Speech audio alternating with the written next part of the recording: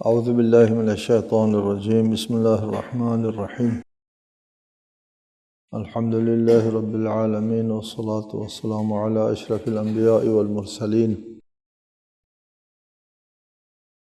وآلہ الطیبین الطاہرین. اعوذ باللہ من الشیطان الرجیم انا نحن نزلنا الذکر وانا له لحافظون.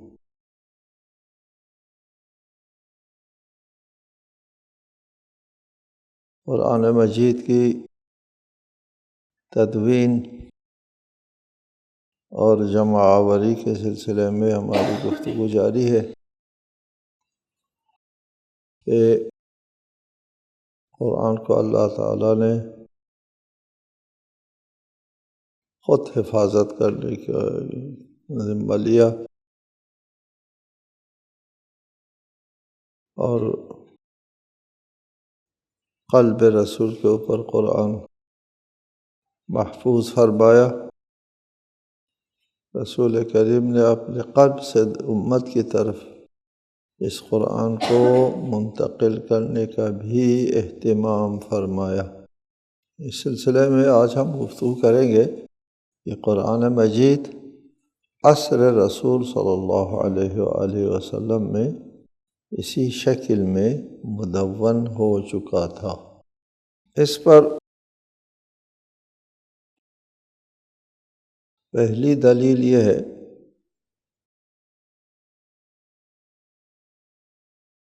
کہ ترتیب آیات توقیفی ہے. ترتیب کے دو قسم ہیں. ترتیب سورہائے قرآن، کون سا سورہ مقدم رکھنا چاہیے، کون سا سورہ مؤخر رکھنا چاہیے، ایک. دوسری بات ہے ترتیب آیات قرآن، کہ ایک سورے کے اندر جو آیتیں ہیں ان آیات میں کون سی آیت پہلے، کون سی دوسرے نمبر پر، کون سی آیت تیسرے نمبر پر. یہ ترتیب سورہائے قرآن جو ہے وہ توقیفی ہے یا نہیں ہے، اس میں اختلاف ہے. لیکن ترتیب آیات قرآن کے توقیفی ہونے میں کوئی اختلاف نہیں ہے. سب کے نزدیک آیات کی ترتیب اللہ کی طرف سے ہے اور رسول اللہ بتا سکتے ہیں کہ کون سی آیت کس جگہ پر رکھنا ہے. جب قرآن کی آیات توقیفی ہے، آپ کے لیے جائز نہیں ہے کسی آیت کو آگے پیچھے کرے، مقدم مؤخر کرے، آپ کے لیے درست نہیں. کہاں مثلا آپ نماز پڑھتے ہیں تو نماز میں ایک آیت کو پہلے پڑھ دیں اور ایک آیت کو بعد میں پڑھ دیں. ایک سورے میں آیات کی موجودہ ترتیب کو، موجودہ جو قرآن ہے آپ کے ہاتھ میں، اس قرآن میں موجود ترتیب کو رد بدل کر کے آپ قرآن نماز میں نہیں پڑھ سکتے. مثلا قل هو اللہ احد لم یلد اللہ الصمد ولم یولد کر کے نہیں پڑھ سکتے، آگے پیچھے تقدیم و تاخیر کر کے نہیں پڑھ سکتے.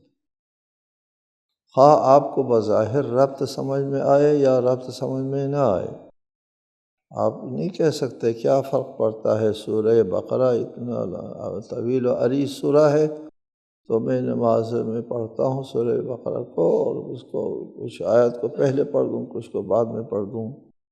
ترتیب آیات توقیفی ہے، اس میں تقدیم و تاخیر درست نہیں. توقیفی ہے کا مطلب کیا ہوا کہ اللہ کے حکم سے رسول نے تعین فرمانا ہے کہ کون سی آیت کہاں رکھنا ہے. جب تازہ جدید وحی نازل ہوتی تھی، کوئی آیت نازل ہوتی تھی تو رسالت مآب کاتبین وحی کو بلا کر کے فرماتے تھے اس آیت کو فلاں سورے کے فلاں 2 آیتوں کے درمیان میں رکھو. یہ نہیں ہوتا تھا کہ رسالت مآب یہ فرمائیں کہ اس آیت کو سورہ بقرہ کے جس جگہ چاہو رکھو. لوگوں کے اختیار میں نہیں دیا، کاتبان وحی کے اختیار میں نہیں دیا. اپنے شاگردوں کے اختیار میں نہیں دیا، یہ حکم خدا سے اس آیت کی جگہ کا بھی تعین ہے کہ یہ آیت فلاں سورہ کی کس جگہ پر رکھنا ہے۔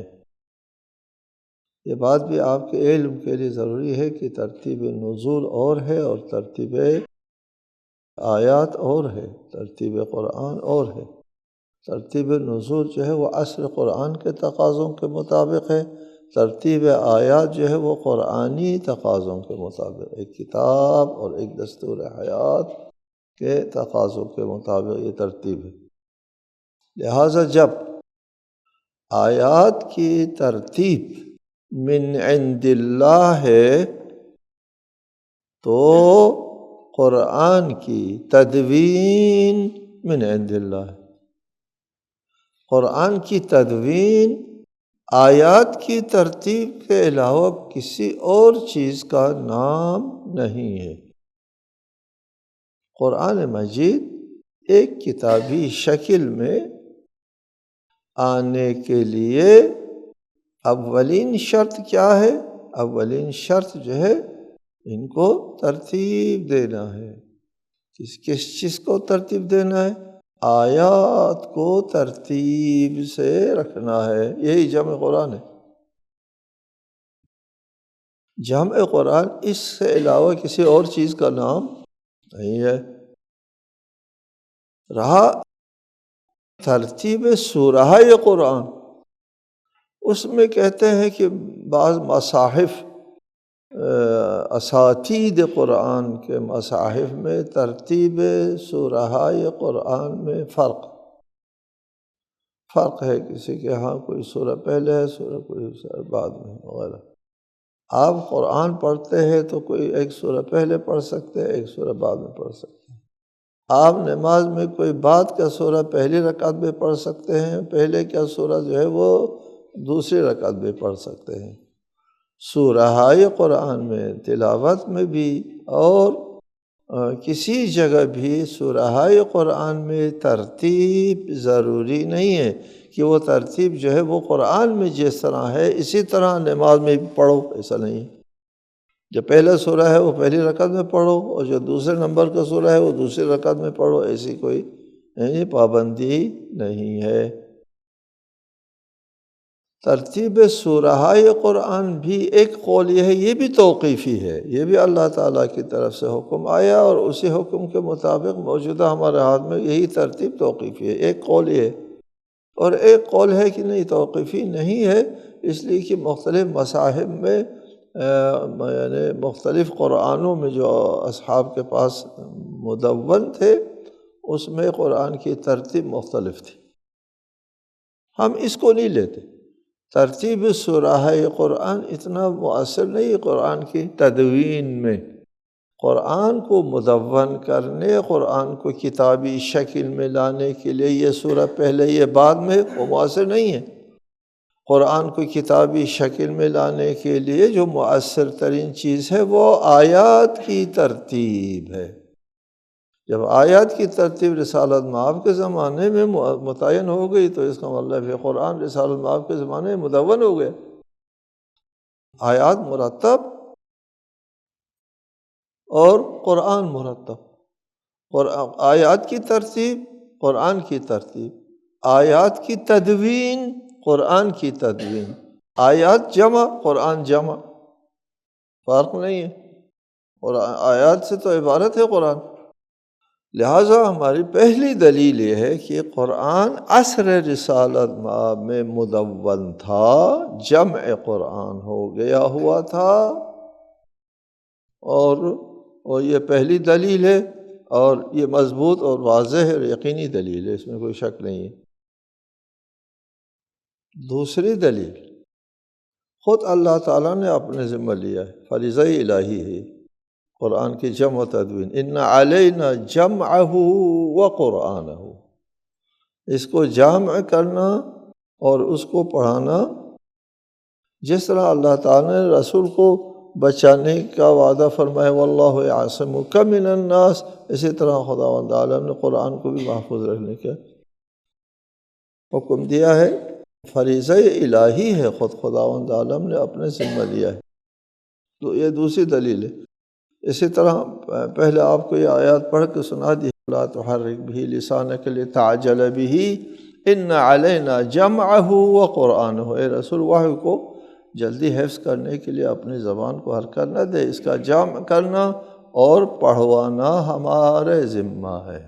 یہ خود اللہ تعالیٰ کا فریضہ ہے، تو اللہ تعالیٰ نے اپنا فریضہ ادا نہ کیا، عصر رسالت مآب میں قرآن غیر مدون چھوڑ دیا، منتشر چھوڑ دیا، کوئی آیت کہیں کوئی آیت کہیں۔ آیات کی بات کرتے ہیں ہم، یہ سورہ قرآن اتنا مسئلہ نہیں ہے۔ آیات عصر رسالت مآب میں مدون تھی، یہ دوسری دلیل ہے۔ تیسری دلیل پہلے آپ کو بتا دیا کہ کاتبان وحی کا وجود اور خود قرآن سے قرآن کی کتابت کا ثبوت جو ہے، یہ تیسری دلیل ہے۔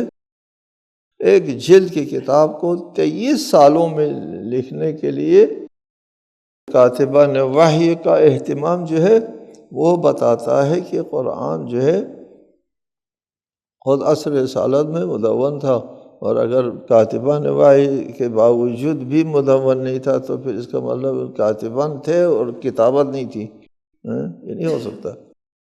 یہ دیگر شواہد ہے، واقعات ہیں۔ عصر مکی میں قرآن کی تدوین اور گھروں میں لکھا ہوا قرآن موجود ہوتا تھا، یعنی سورہ قرآن۔ چوتھی دلیل، تیسری دلیل ہو گئی، چوتھی دلیل شیوہ رسول اللہ کی یہ عادت اور سنت رہی ہے کہ قرآن سے کم اہمیت کی چیزوں کو حیطۂ تحریر میں لاتے تھے۔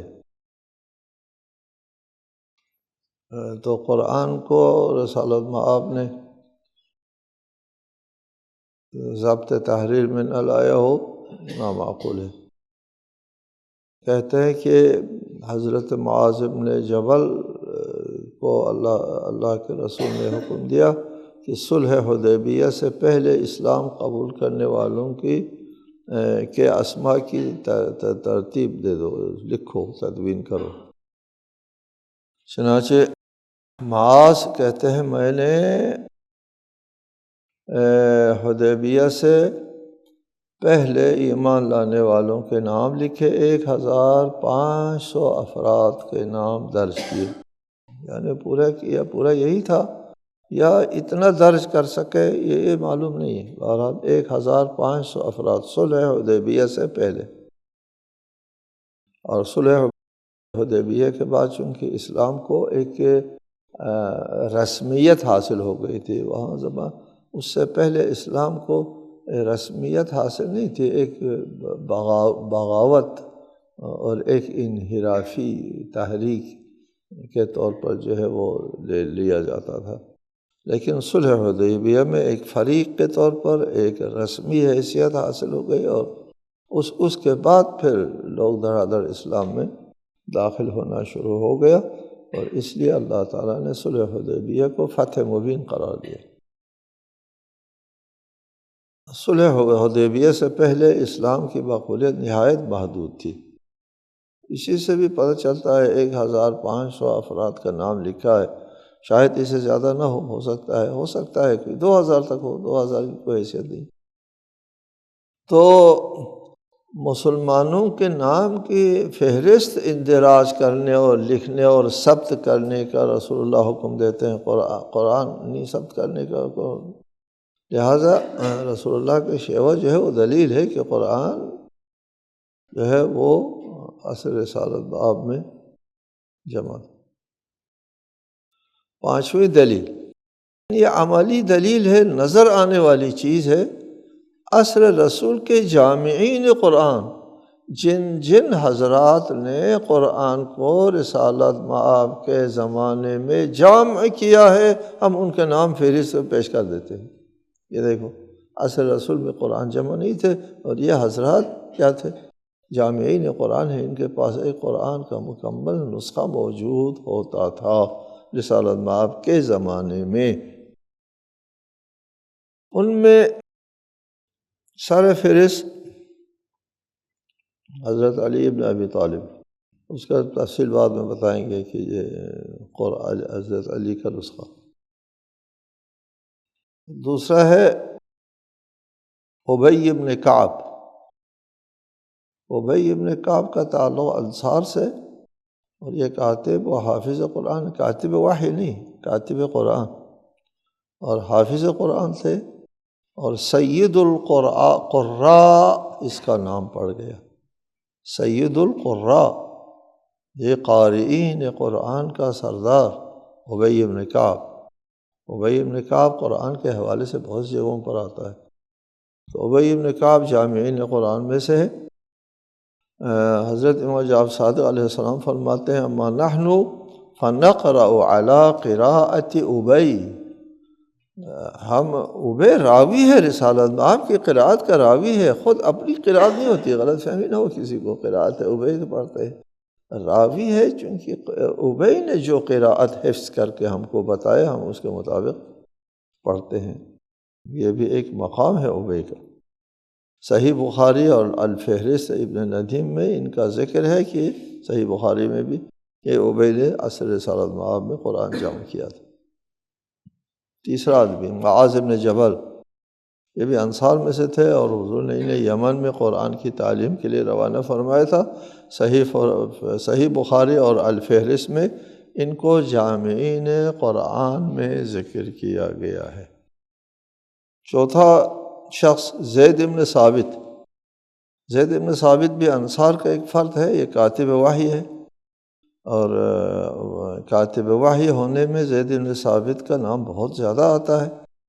یہ کتابت بہتر جانتا تھا، لکھتا بہت اچھا تھا، اور زید بن ثابت کا یہ قول بھی مشہور ہے کنا عند رسول اللہ صلی اللہ علیہ وسلم نؤلف القرآن من الرقاع، ہم حضور کی خدمت میں بیٹھ کر مختلف ٹکڑوں سے قرآن جمع کیا کرتے تھے۔ یہ دوسرے مصادر کے علاوہ صحیح بخاری اور الفہرست، الاتقان، مناہل عرفان وغیرہ میں ذکر ہے کہ زید بن ثابت نے عصر رسول میں اپنا ایک قرآن بنایا تھا، جمع کیا تھا۔ پانچویں شخصیت ہے عبداللہ ابن عمر۔ حضرت عمر کے صاحبزادے ہیں عبداللہ ابن عمر۔ نسائی نے صحیح سند سے عبداللہ ابن عمر سے روایت کی ہے کہ انہوں نے کہا جمعت القرآن فقرأت به کل لیلۃ، میں نے قرآن جمع کیا اور پھر اسے ایک رات میں سارا قرآن ختم کیا کرتا تھا۔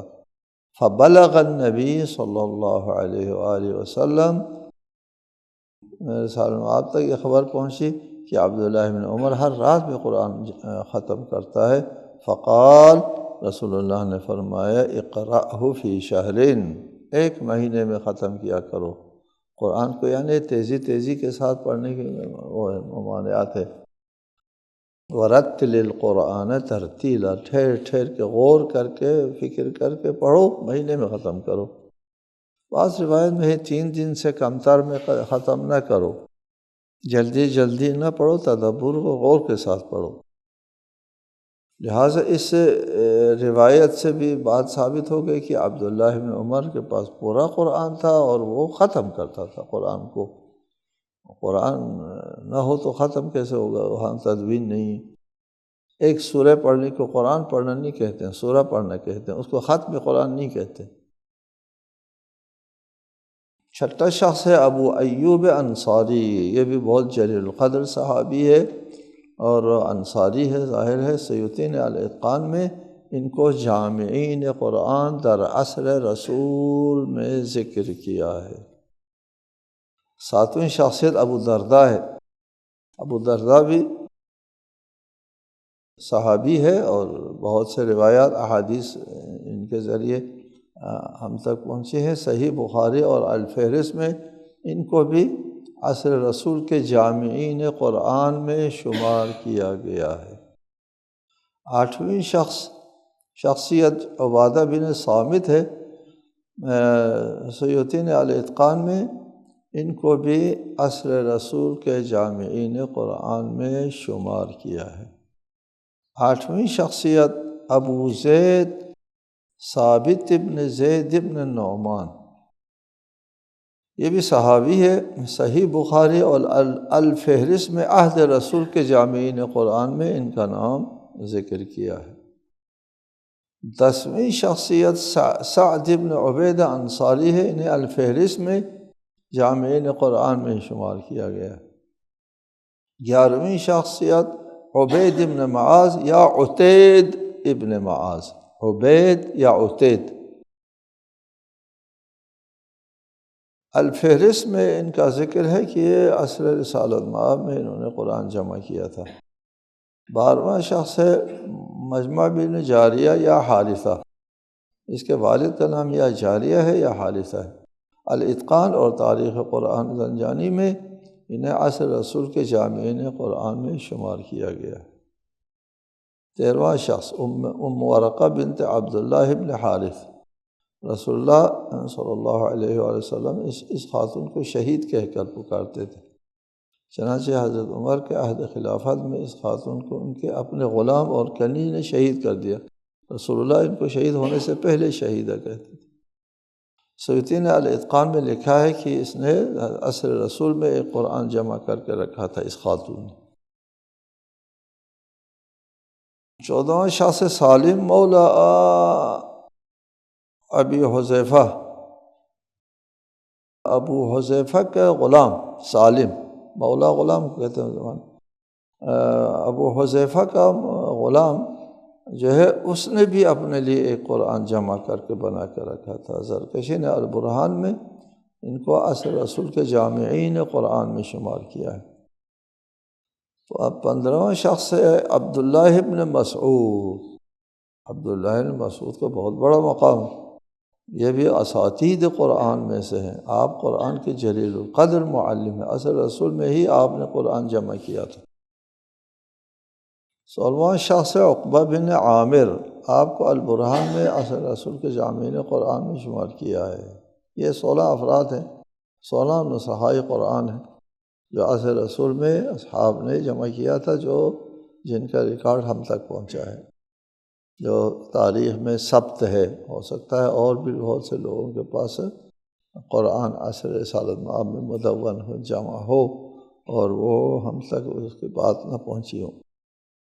لہٰذا یہ دلیل ہے، پانچویں دلیل یہ ہے کہ عصر رسالت مآب میں قرآن جمع کرنے والوں کی ایک تعداد جو ہے وہ موجود تھی، انہوں نے عصر رسول میں قرآن جمع کیا تھا، لہٰذا نہیں کہہ سکتے کہ قرآن جو ہے وہ عصر رسول میں جمع نہیں ہوا۔ یہ پانچویں دلیل ہے کہ قرآن عصر رسالت مآب میں مدون اور محفوظ ہو گیا تھا۔ چھٹی دلیل، وہ بھی اہم دلیل ہے، کوئی بھی دلیل کمزور دلیل نہیں ہے۔ جبرائیل کا دورہ قرآن، چھٹی دلیل کس بات پر کہ قرآن عصر رسالت مآب میں مدون تھا۔ مدون کا مطلب آپ کو پہلے بتا دیا، آیات قرآنی مرتب تھا، سورہ کے سے مربوط نہیں زیادہ، اور تدوین قرآن اسی آیات کو مدون مرتب کر کے رہنے کو تدوین کہتے ہیں۔